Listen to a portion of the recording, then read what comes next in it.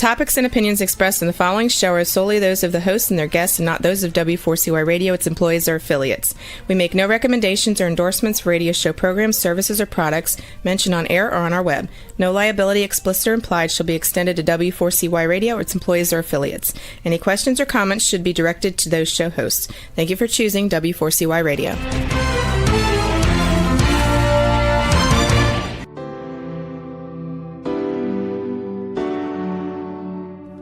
Welcome to the Legacy Leavers series on Success Secrets Exposed. Tune in live every Tuesday at 7 p.m. Eastern Time or Wednesday mornings in Australia on W4CY Radio and Talk4 TV. The series showcases experts, changemakers, and disruptors leaving a lasting legacy with those sharing their wisdom with the world.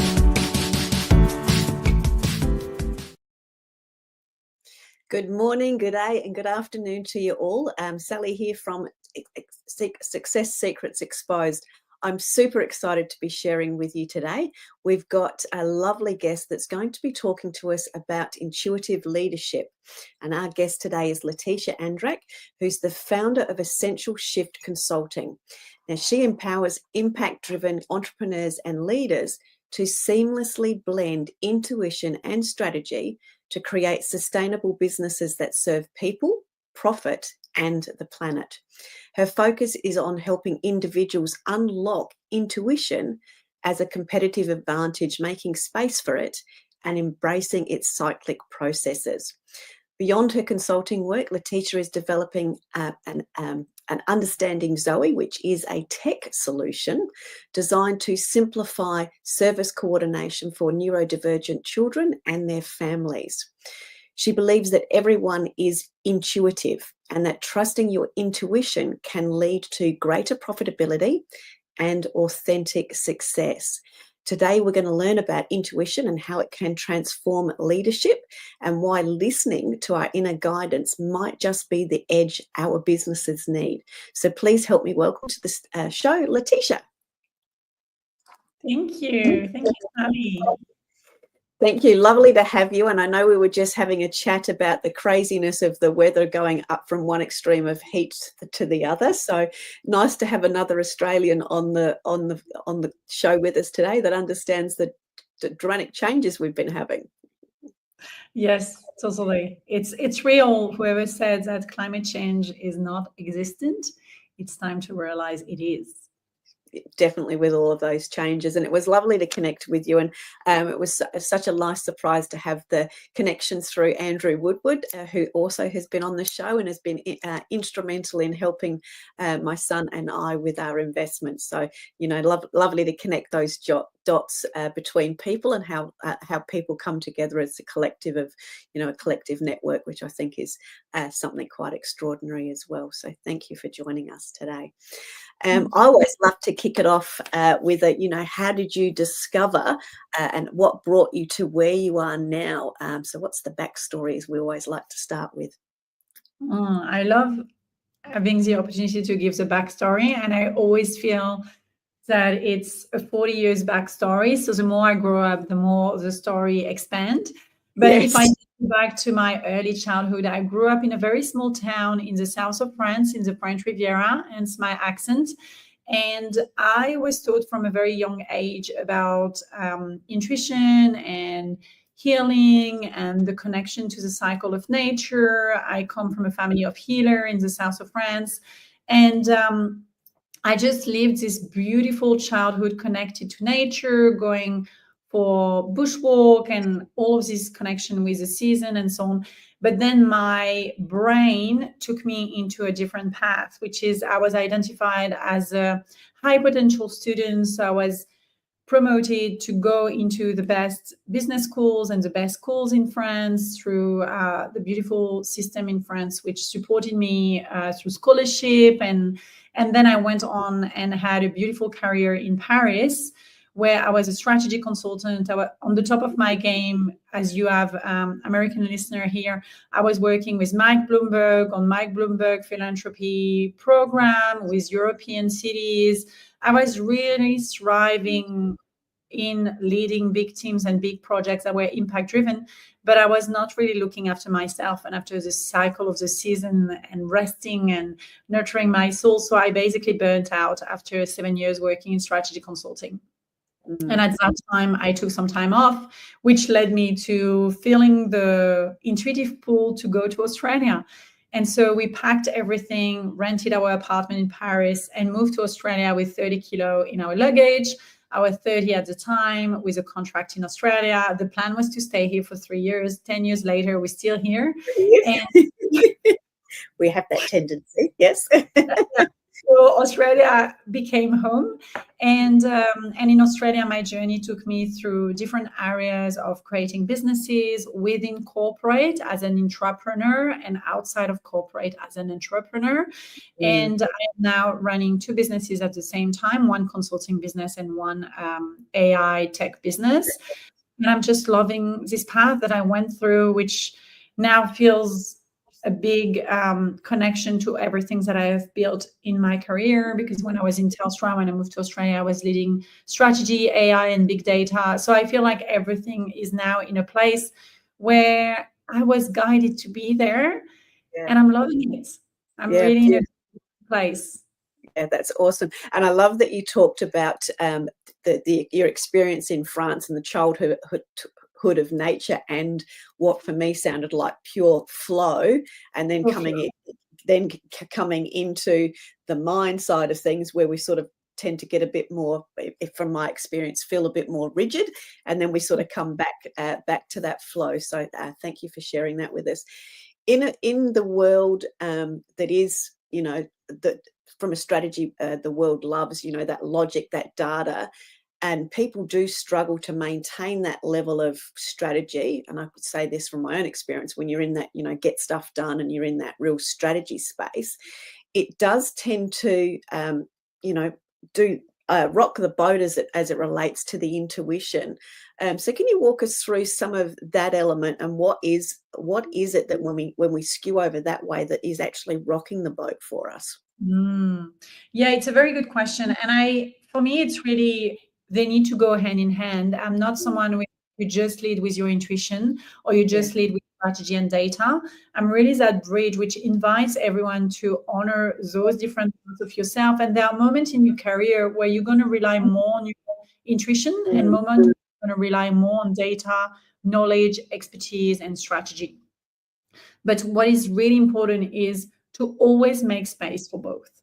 And what I notice, a lot of leaders, a lot of entrepreneurs that I help, or that I've had the opportunity to meet or support or talk to, is there is this overemphasis towards data, towards strategy, towards action, rather than taking a pause, taking a moment to reflect. And there is no better time. It's so timely that we record this at this time of year, where everyone is rushing towards doing all of the things, in the doing, when actually there is power in those moments to be and reflect and sit down and pause and be like, what worked? What did I enjoy doing? And listening to the whisper of your intuition, making space for those moments where you just witness all the things that you've harvested along the year, and what are those things that you really want to seed again and plant again next year? What are the things that you actually don't want to do anymore, that you want to get rid of? And this is where what I have noticed is there is this hyper focus towards result and doing, rather than hyper focus towards making space for the intuition, making space for the reset, the reflection. And so I'm really building that in people, which is allowing this not to be a 50-50. You have moments where you rely more on your intuition. You have moments where you rely more on other things, but please always do make space for both. Yeah, beautifully said. And you're so right. This time of year is such a great time to reflect. And I'm having lots of those conversations with people around what worked, what didn't work, what are we keeping, what are we not keeping. But to get the answers to that, we actually do need to have those pauses and listen. And not be busy in the other listening, but listen, that internal listening. So thank you. Yeah. And very often when people tune in and listen in, they actually know the answers. And I have 16, 17 years now of consulting. And what we say about the work that I do is I ask you for your watch and I read the time on your own watch. But sometimes you can't see the time on your own watch. You need someone else to reflect, to help you to see that time, but you actually had the time already. So you had the answer within you. And I find a lot of people are trying to find the answer outside, comparing, looking at someone else's result, looking at someone else. But those people may be in a different path, may have a different mission, a different vision, different values. So as humans, we love to compare because it's a sign of I belong. But sometimes there is power in knowing what you stand for and knowing for yourself what does success means for you. Because my success is very different to anyone else's definition of success. And that goes back to the values and what I stand for and the mission. And with the Essential Shift, it's very different to many other consulting firms. I only serve people who have positive impact on people or planet while making profit.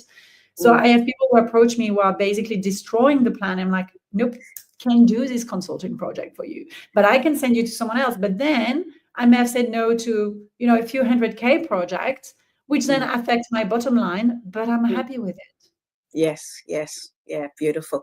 And for those that are in the intuitive space and I'll call it the legacy space, let's call it that legacy space, what do you determine as somebody that's creating the right impact? So just expand on that for us so we've got that crystal clear as we go through the rest of the interview today. Definitely. So for me, the impact is really coming from, are you leaving the world in a better state than you found it? So whatever you creating through your business, through your content, through the message that you share, through the stand that you take on stage or in whatever ways, you are committed to creating a better world. So rather than taking, you're giving back. So it's really that approach of, are you creating a business that will reduce waste? Or are you creating a business that is empowering others to feel better? Are you creating, so it can be in the health space, it can be in the sustainability space. I really support business owners who have this impact-driven approach. And it's really, I want to leave the world in a better place than I found it. Yeah, perfect. And I wanted you to express that further because obviously part of our series, being the Legacy Leavers series, is, really fine-tuning that so we can get those messages and find the collective within those messages to create those greater impacts. So thank you for highlighting that further. I'm just going to sort of backtrack a little bit because you mentioned burnout from yourself, and I've certainly, the audience knows I've had burnout periods over my lifetime as well. So many entrepreneurs do face that burnout possibility despite their best efforts. Why do you think this happens, and what role does intuition play in potentially overcoming it or preventing it? Preventing it. I'd like everyone to prevent burnout, but sometimes it's overcoming it, unfortunately. So around the burnout, I wrote a book which is called Light It, How to Trust Your Intuition and Build a Thriving Business. And in that book, I share a framework which I didn't create. It was created by a researcher in the US, which explains the 12 different signs of burnout and the 12 different levels of burnout. And what I too often see is people reach the level 12 of burnout, which I'm guilty of reaching over 10 years ago, which is I can't move. My body is collapsing and I just need to stop working for a few months. And for some people, it's a few years. And this is a 12, like the last level of burnout. So what I'd like for people to go through is having this listening to their intuition, who is telling us, slow down. Hey, why are you rushing? Is this something that really need to be done right now? Or can you go for that walk? Can you have that moment of reset? Can you eat good food? Can you go to bed early? Like listening to, this little whisper before it becomes a scream that you cannot listen to because it's a scream in your ears and your body won't follow. And then you reach that state. And for some people, and unfortunately, that's a reason why I wrote my book. One of my colleagues died of cancer in 4 weeks. And that's why I decided to write that book for people, like literally people die from burning themselves out to the level of their body collapse in a way that is incurable. So I'm not saying this to scare anyone listening to this, but it's listen to the whispers so that you can prevent burnout. But then when you're burning out, make space for those whispers to be expressed, which is what I did. And that's how I felt called to move to Australia, changing my life. I knew that by changing my environment, it wouldn't be enough. You know how we say you can change your habit in the same environment, but sometimes it won't suffice. And this is what happened after taking a month off from my career as a strategy consultant. I went back, I told the partner, and I was like, I need accommodation, I need a different ways of working, and they're like, but you're going to be promoted partner, we need you to work harder. I was like, I can't. I have voiced my need, you're not listening, so I'm going to resign. And I resigned and I moved to Australia. Like, I knew that I needed to reinvent a lifestyle that was fitting around my needs. So really inviting people to, before burnout, listening to those whispers so that you can make space for rest. And if you hit burnout, again, making that space to listen to what needs to shift in your life so that you can make space. And a lot of people are like, oh, you were such in a privileged situation that you could allow yourself to take time off. You could allow yourself to move to Australia and so on. I come from a family where we had nothing. I built everything through those years of career. And this is where, you know, you mentioned the beautiful Andrew. This is where people like Andrew can help you set the foundation. I didn't need Andrew at that time. I set those foundation for myself, but you can find someone who will help you set those foundation where then you can allow yourself to step away and make space to rebuild yourself after a burnout. We all have this ability, and you all have a network that you can rely upon to then support you in that journey. Yeah. And I think part of, if I'm being reflective again, part of that journey when you actually do stop and pause, you actually realize who you've actually got around you, and how willing they are to help. But when we're in that busy mode, we sort of don't see all of the, I usually say, the opportunities around us, but the network that we have around us and the people that are there to, you know, pick us up if we need it, or hug us, or, you know, help us because we've relocated and we don't have any furniture, give, you know, a lounge or whatever. There's all those really, really, really simple gifts that we only see when we pause enough to allow us to see who we've actually got around us, and where those little magic moments and opportunities come from. And that's where, you know, so in the book I write about the light framework, and the G of the light stands for gather.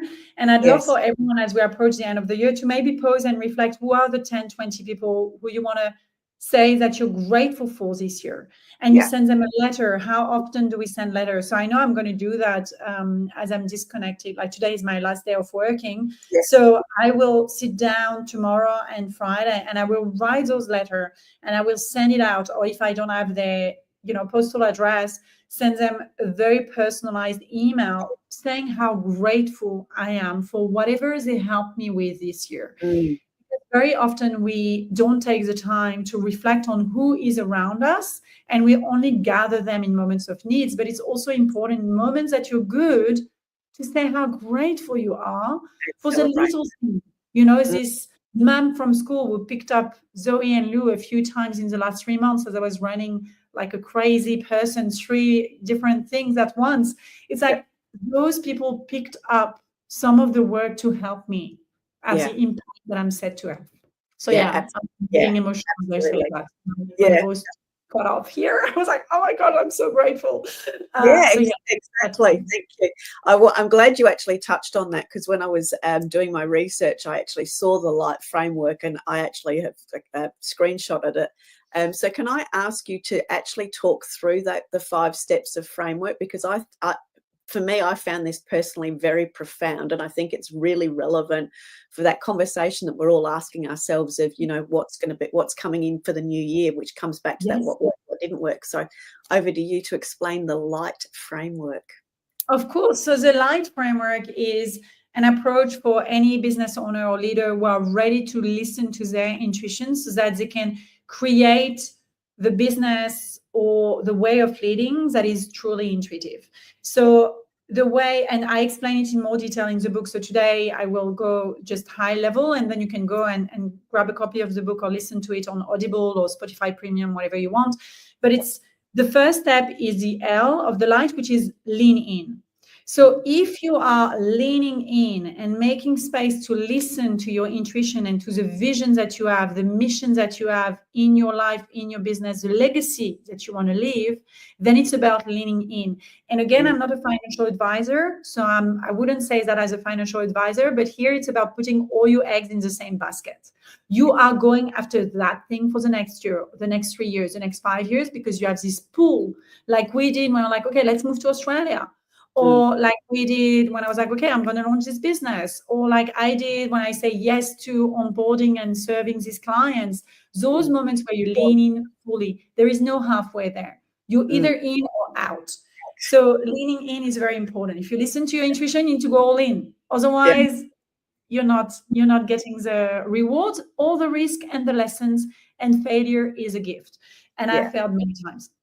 So that's the first thing. Then the second step of the life framework is the I for illuminate. And this is where I weave together intuition and strategy, because what we do is we map backwards through the illumination map from your vision to today's step. What are the things that you're going to do today that are going to compound so that you achieve your vision within a year, within 2 years, 3 years, 5 years, whatever is the timeline that you've set in your lean in, then you're doing it. Whether it's publishing a book, whether it's starting a podcast, starting a show on the radio, being on TV, whatever is your dream, working backwards is very important. And this is a methodology that I learned in strategy consulting 16 years ago. Now there are books about it, and I do a chapter about it in that book. So it's called Illumination. Then we have the G, which we mentioned quickly, which is for gather. So it's gathering within you, your strengths, your expertise, your knowledge, what is backing you to take that leap forward, and gathering around you, gathering with, as I talk in the book, which is gathering with your village. Who are those people that can help you achieve this vision? The worst thing you can do when you have a dream is doing it alone. When you share with people about your dream, so many people are willing to help. And with Understanding Zoe, which is my brand new business, only 3 months old, I have around me researchers from Oxford University, MIT, Cambridge University, who are giving me their time because I reached out. Do you want to be part of this? Yes, I do. Gather, so important. Then the H, which is the harder part for everyone, is honoring. And you've done all the work. So now it's about pause, reflect, reset, and wait.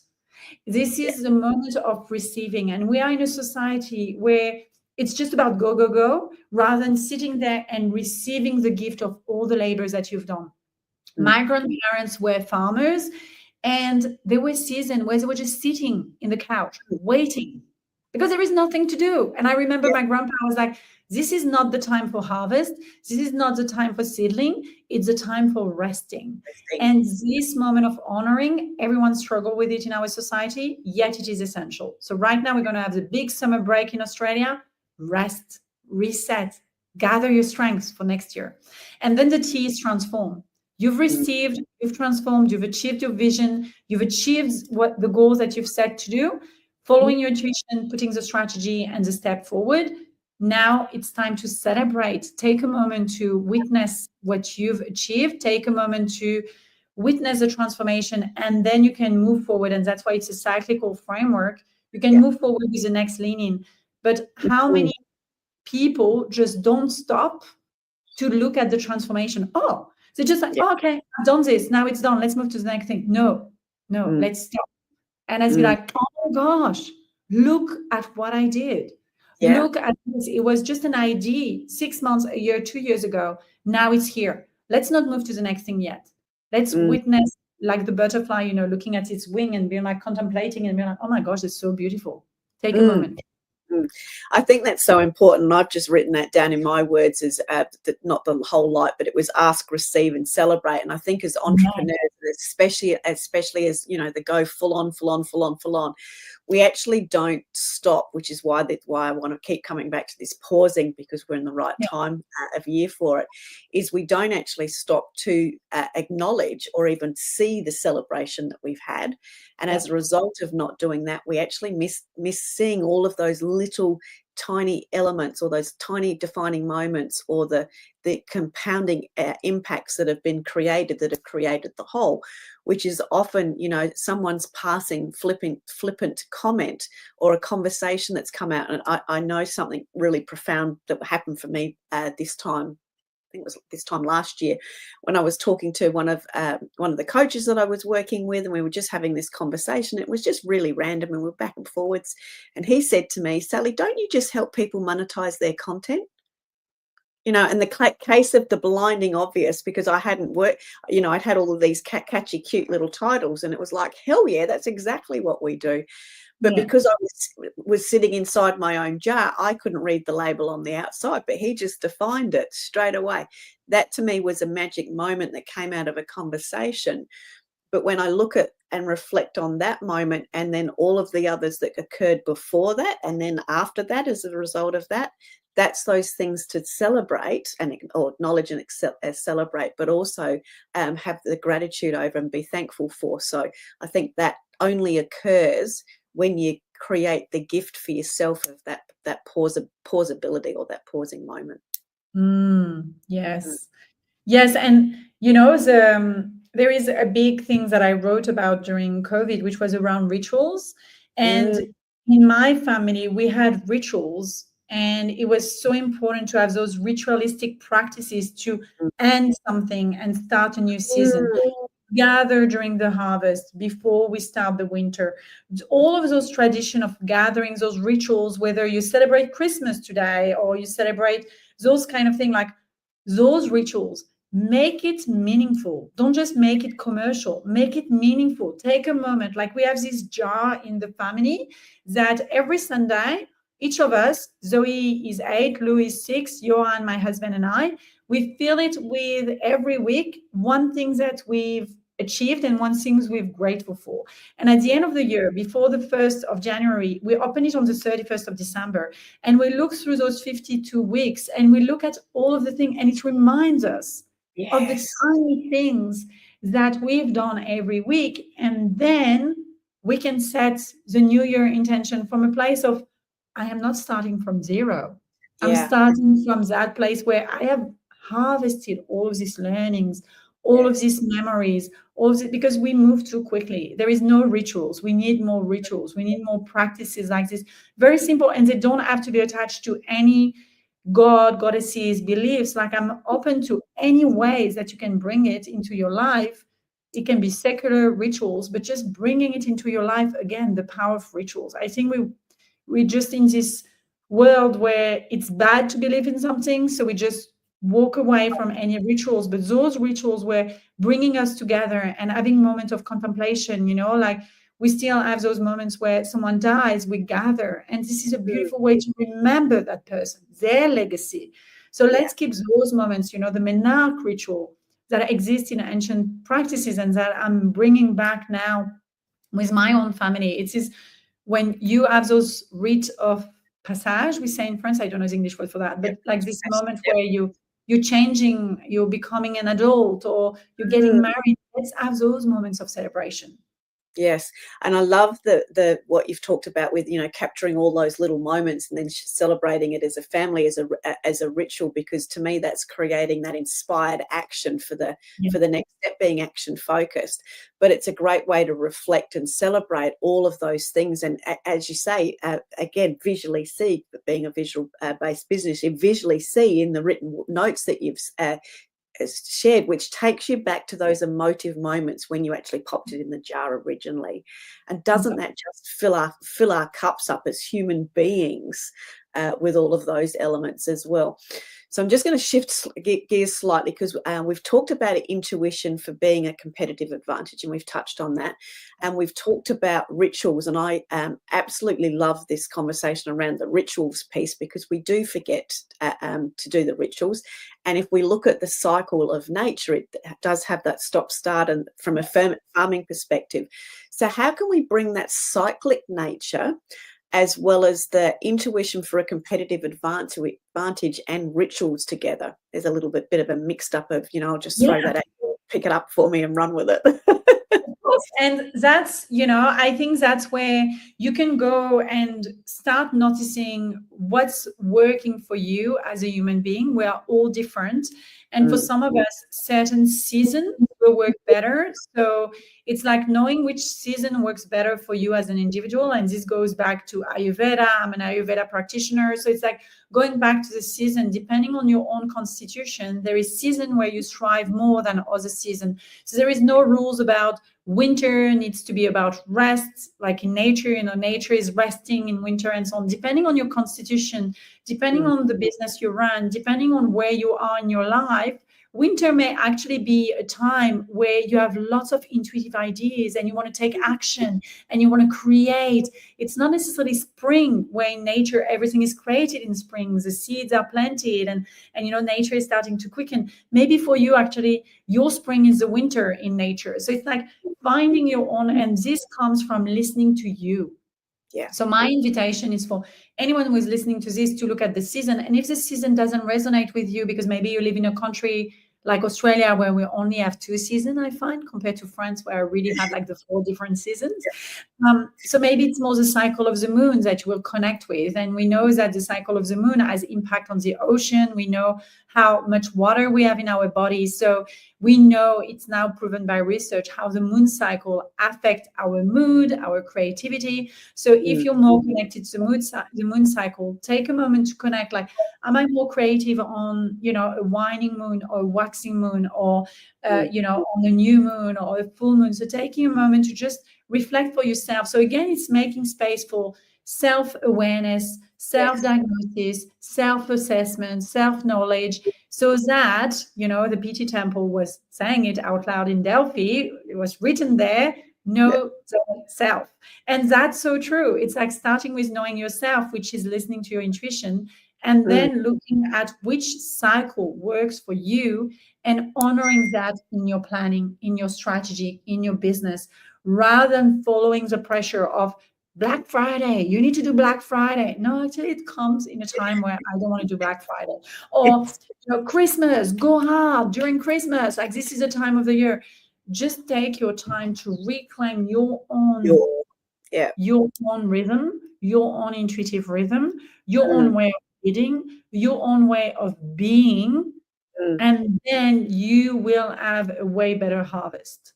Yes, I love that, and I've got Peter Nichols, who's one of my dear friends and is often listening. So if he's listening, you can flick a little message on. He talks about enjoyment and energy, because he helps retirees refine the joy of their youth after they've retired with their identities, etc. And we often talk about that, when you lose yourself in something, you find yourself and your energy increases. So that's, that's that element of understanding where you are most in flow. So if I bring that back to an everyday example for me, I know creatively, thank you, that mornings are better for me to sit down and, be creative.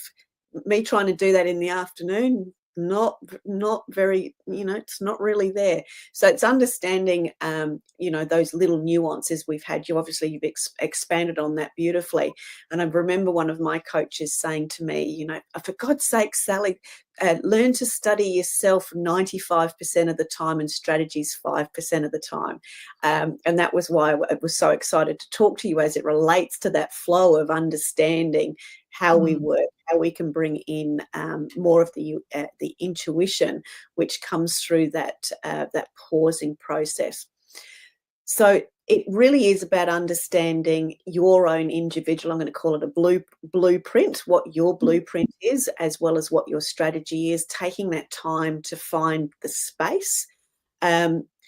So from your perspective, with all of the different entrepreneurial experiences you've had and entrepreneur experiences that you've had, how do people that struggle to bring in that space, what are some of the simple rituals that they can do to start bringing this in so they can have a starting point as they move into the new year? Yes. So what I always say is starting very small. And there is this book about atomic habits, which many people must have read. It's a big bestseller, but it's starting with something very simple that you're going to do every day. And so it can be in the morning. You know, mention if you're a morning person and for you it's morning pages, and you want to write in a journal every morning and listen to your intuition from that space of flow of pure consciousness, do that. Which is the Artist Way book. I love to quote the sources and acknowledge the IP of those who wrote beautiful content, which I think is very important, because there are too many people who are trying to make, take someone else's thing and then make it their own. So I'm using that, which is my own integrity. So maybe it's morning pages and this flow of consciousness, this stream of thing, or maybe it's a silent walk with your dog in the morning, barefoot in nature, and then you have those moments of connection. Or maybe it's not realistic the morning because, like me, you have kids and you have lunch boxes and you have school drop off and all of this kind of stuff. After drop off, I allow myself a time to sit in my garden and spend some time connecting with, what do I want to do this day?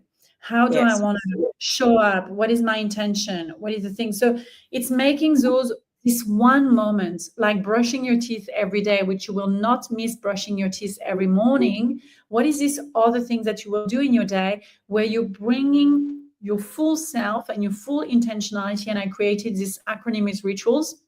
I am neurodivergent, so I love acronym. It's a way for my brain to remember. But yeah, I created this acronym around ritual, and the I stands for intentionality. Brushing your teeth is different to a ritual, because when you brush your teeth, you do it mechanically, whereas a ritual is something that you do with intention. So having this moment in your day where you're not going to miss it. And for me, it's like I have many moments of ritual in my day, but one of them is in the morning after school drop off, where I have this moment before I start my working day to be fully intentional and be like fully present. What do I want to achieve this day? Then I have another moment, which is after lunch, going for a walk and digesting my food, but also digesting all the things that have happened in the morning and gathering myself for the afternoon. I have another moment, which is prior to school pickup, reflecting on this day and now showing up in another role, which is a role of the mother rather than the role of the business owner. And then I have the end of the day. For me, I have a big moment at the end of the day where I journal, I pull some cards, I take a moment to reflect, pay my gratitude, look at my achievement for that day, really journal every evening. And yeah, it's just having those moments. So start with one thing that you're going to do for sure every day. There is like this 5-step routine for, your facial and things, which I never do. I'm very bad with these rituals. But some people are like doing this 5-step. For me, it's just washing my face, and that's the only thing I can do. But then I do it every day. So this is the one thing I can do for my face. But then with my other rituals, I'm pretty good. So it's like knowing, are you a 5-step person? Can you think about washing your face and putting this cream and then this cream and then this thing and then this thing? I'm bad at this, but I have one thing that I do every day, washing my face. Then with my rituals, I'm very good. I have a lot of rituals, but start with one thing. And it is that start. It is that start, and it is start with that one thing. And my favorite word is consistency. So everyone knows if I'm going to give a Sally nuggets to being consistent, and it's formulating that habit. And sometimes I know from my own experience, I've got to do that one thing, and I've almost got to trick myself into doing it, that one thing, at least the first week, to create the habit around it, to then get the enthusiasm to continue on and switch gears, or doing all those things that we need to do. I think it's really great that we've talked about the ability to slow down, the ability to bring in our ways of intuition. From your experience, because we've talked about in the intro, talked about intuition and profitability. Can I ask you to tie those two together in some of the experiences that you've had yourself and shared with clients?